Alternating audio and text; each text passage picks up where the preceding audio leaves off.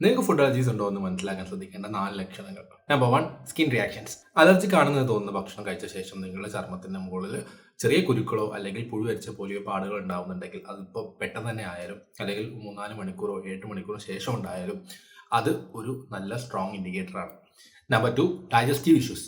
Food കഴിച്ച് 1-2 മണിക്കൂറിനുള്ളിൽ തന്നെ സ്റ്റൊമക് പെയിൻ, നോസിയ, വോമിറ്റിംഗ് പോലെയുള്ള പ്രശ്നങ്ങൾ ഉണ്ടാവുന്നുണ്ടെങ്കിൽ. നമ്പർ 3, ലിപ്സ്, ടങ്, ഫേസ് എന്നിവിടങ്ങളിൽ ഫുഡ് കഴിച്ചതിന് ശേഷമോ, അതായത് പെട്ടെന്നോ അല്ലെങ്കിൽ കുറച്ച് മണിക്കൂറുകൾക്ക് ശേഷമോ അല്ലെങ്കിൽ അടുത്ത ദിവസമോ സ്വെല്ലിംഗ് ഉണ്ടാവുന്നുണ്ടെങ്കിൽ it is a classical symptom of food allergy.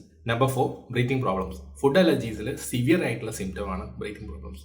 നിങ്ങൾ ഭക്ഷണം കഴിച്ച ശേഷം ശ്വാസം എടുക്കാനുള്ള പ്രശ്നങ്ങൾ ഉണ്ടാവുന്നുണ്ടെങ്കിൽ അത് ലൈഫ് ത്രെറ്റനിങ് ആവും.